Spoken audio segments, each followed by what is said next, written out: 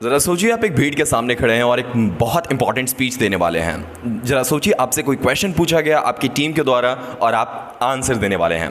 You feel the weight of their expectation towards you, but more importantly you feel the pressure of expressing yourself perfectly. शब्दों में बहुत ताकत होती है, लेकिन उसे सही ढंग से उपयोग करना बहुत ज़रूरी है। But what if you could not be sure about how to phrase something, about using the right expression, कि कैसे सेंटेंस को स्टार्ट करूँ। क्योंकि एक बार आपने सेंटेंस स्टार्ट कर लिया फिर तो आपका माइंड किसी न किसी तरह से सेंटेंस को फिनिश कर देता है। लेकिन सेंटेंस स्टार्टर्स सबसे इंपॉर्टेंट होते हैं। एक बार ये आपने सीख लिया तो आगे जो भी आप इंफॉर्मेशन देने वाले हो आपके माइंड में होते हैं। माइंड धीरे धीरे कुछ ना कुछ करके कंप्लीट कर ही लेता है। आज हम ऐसे ही कुछ सामान्य इंग्लिश फ्रेजेस के बारे में बात करेंगे जो आपकी बातचीत को बेहतर या खराब बना सकते हैं। We will explore how to use them effectively, starting with few like that could save you from those tricky moments. जैसे, are you sure?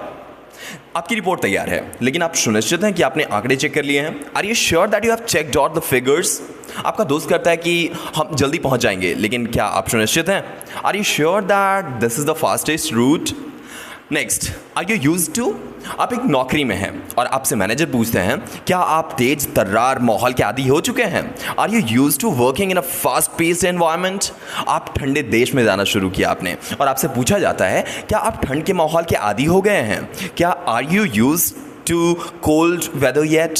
As far as, अब आप पार्टी की योजना बना रहे हैं और कोई मेहमान सूची के बारे में पूछता है। मेरे ख्याल से सभी ने पुष्टि कर दी है।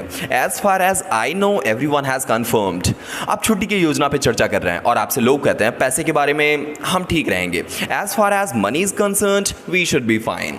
तो ये था एज फार एज। नेक्स्ट है एज फार एज के साथ इज एम आर आई, तो एज फार एज कंसर्न्ड। जैसे कोई प्रोजेक्ट के बारे में आपसे राय पूछता है और आप कहते हैं मेरे ख्याल से डिज़ाइन बिल्कुल सही है। As far as I'm concerned, the design is perfect. आपकी टीम निर्णय पर चर्चा कर रही है और आप कहते हैं मेरी राय में यह सबसे अच्छा विकल्प है। जैसे as far as we are concerned, this is the best choice. Be careful with. इसकी स्टार्टिंग कब होती है? जब आप एक नाजुक आवाज़ को किसी दोस्त को दे रहे हैं और आप चेतावनी देते हैं Be careful with this. This is really old. आप दोस्तों को उधार देते हैं और आप सलाह देते हैं कि ब्रेक के साथ सावधान रहना, वो थोड़े संवेदनशील हैं। Be careful with the brakes. They are very sensitive. But this doesn't mean that आप किसी काम की तारीफ करते हैं और आप जोड़ते हैं इसका मतलब ये नहीं है कि सुधार की गुंजाइश नहीं है। जैसे but this doesn't mean that there's no room for improvement. आप किसी को माफ़ करते हैं और आप कहते हैं इसका मतलब ये नहीं है कि मैं सब कुछ भूल गया हूँ। But this doesn't mean that I have forgotten what happened. Bye the वे, आपने ये बहुत बार सुना होगा, मीटिंग के बाद आप अनौपचारिक रूप से कहते हैं वैसे आपने वो नया शो का नया एपिसोड देखा है? Bye the way, have you seen that latest episode of that new show? अब किसी प्लान के बारे में चर्चा करते हुए आप जोड़ते हैं कि वैसे क्या आपको मेरी चाबियाँ मिली? By the way, do you know where my keys are? Next, compared to.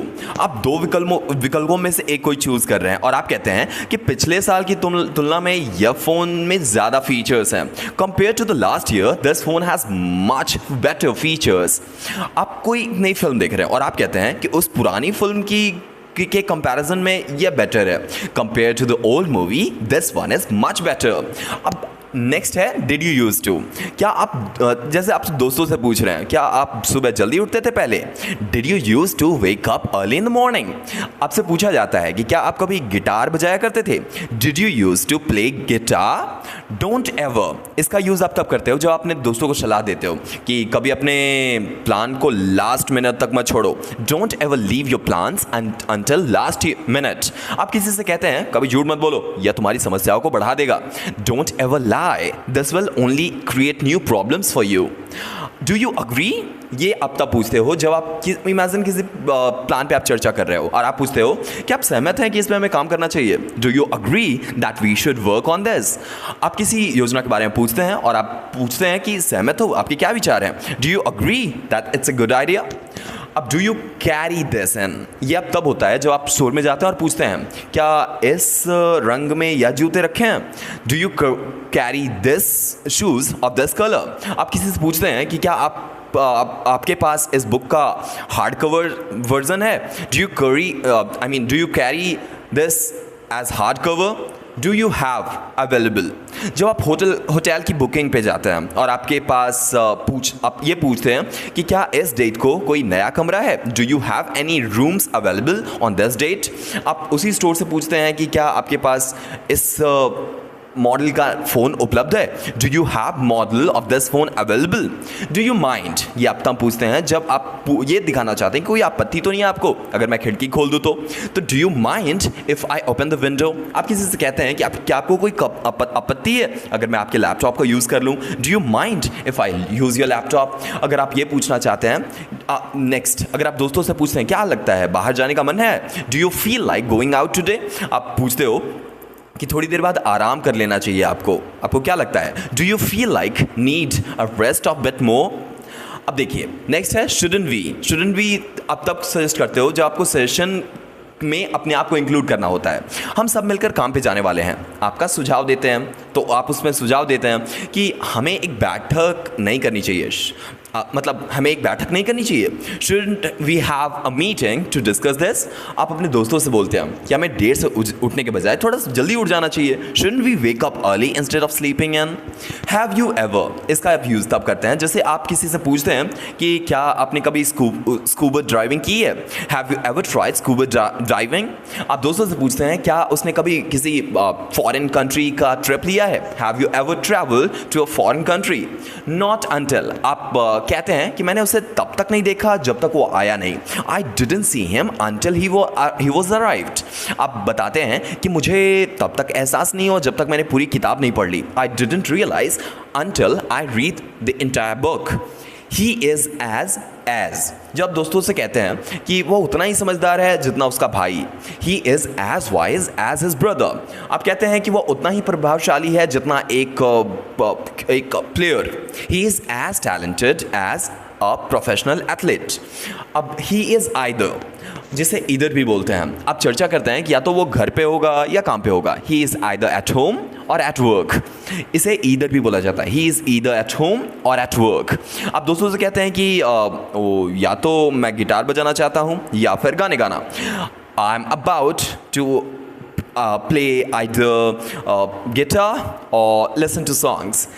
He is so that, आप यह कहते हैं कि वह इतना मेहनती है जितना हर कोई उसकी सराहना करता है, ही is so hard working that every one admires him. आप बताते हैं कि यह इतना हंसमुख है कि सब लोग उसकी कंपनी पसंद करते हैं, ही is so cheerful that every one enjoys his company, he is not only but also. इसका यूज़ आप तब करते हो जब आप किसी की प्रशंसा करते हो, उसके बारे में प्रेजिंग करते हो, वह ना केवल परफेक्ट है बल्कि ईमानदार भी, ही is not only skilled and perfect but also honest. अगर आप किसी की विशेषता बताते हो कि वो ना ही अच्छा शेफ़ है बल्कि एक शिक्षक भी है, तो he is not only a great chef but also an excellent teacher. Help yourself to, इसे आप तब यूज़ करते हो जब आप किसी को चाय पेश कर रहे हो और बोल रहे हो चाय लीजिए प्लीज़, तो आप बोल सकते हो help yourself, have some T.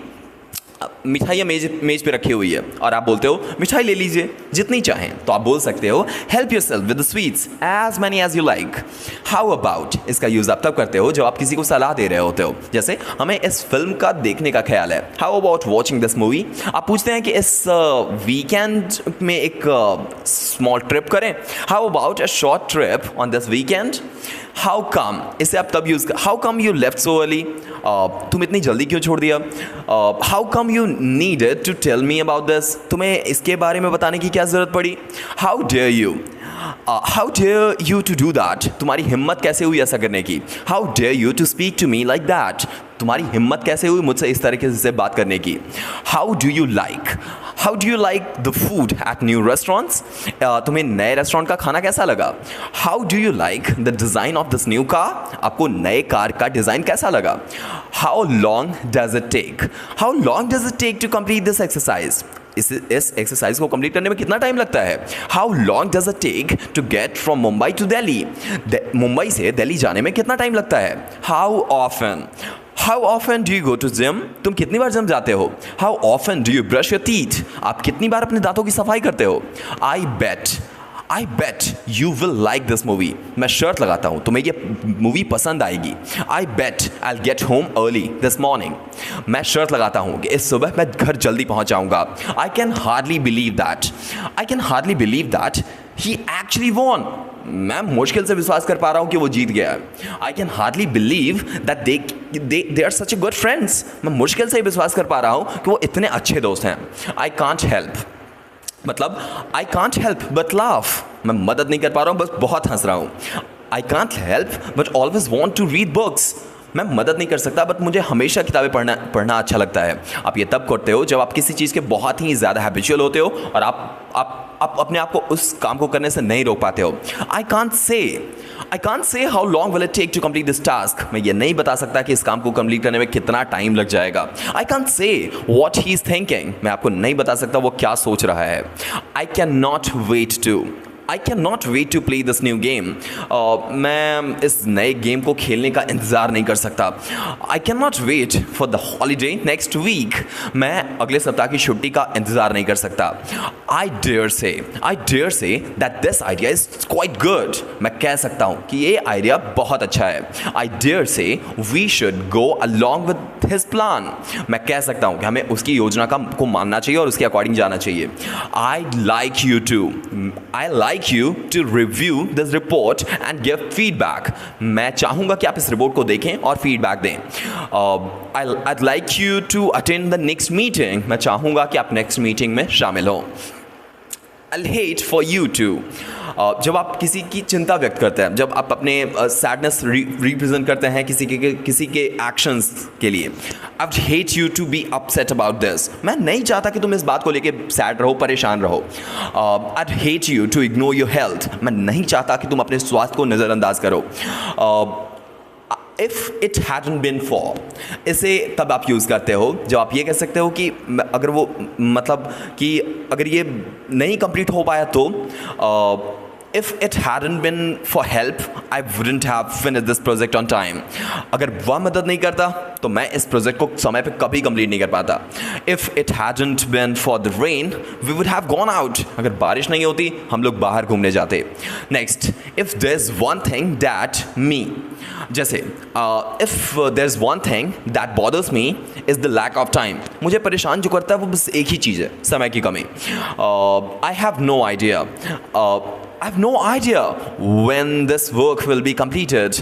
अब मुझे नहीं पता ये काम कब कंप्लीट होगा। I have no idea where he has gone. मुझे बिल्कुल पता नहीं है वो कहाँ गया है। It was the first part of this series. एक और पार्ट मैं इसका लाने वाला हूँ। इसमें आपने 40 एक्सप्रेशंस देखा। सेंटेंस की स्टार्टिंग आपने सीख ली है। अब अगर आप इन सेंटेंसेस के स्टार्टिंग को आप यूज़ करो तो इससे मल्टीपल एक्सप्रेशंस आप खुद बना सकते हो। ये बिल्कुल इस तरह से है कि जैसे आपके पास एक बाउल है, अब उसमें जो आप आइस मतलब वाटर डालने वाले हो, आइस क्यूब बिल्कुल उसी के अकॉर्डिंग बनेगा। तो ये आपके एक्सप्रेशंस हैं। इन एक्सप्रेशंस को आप पर्टिकुलरली सिचुएशन वाइज यूज़ कर सकते हो। और thank you so much for watching. ऐसे और रील्स या वीडियोज़ के लिए विजन स्पोकन इंग्लिश को सब्सक्राइब करें। Thank you.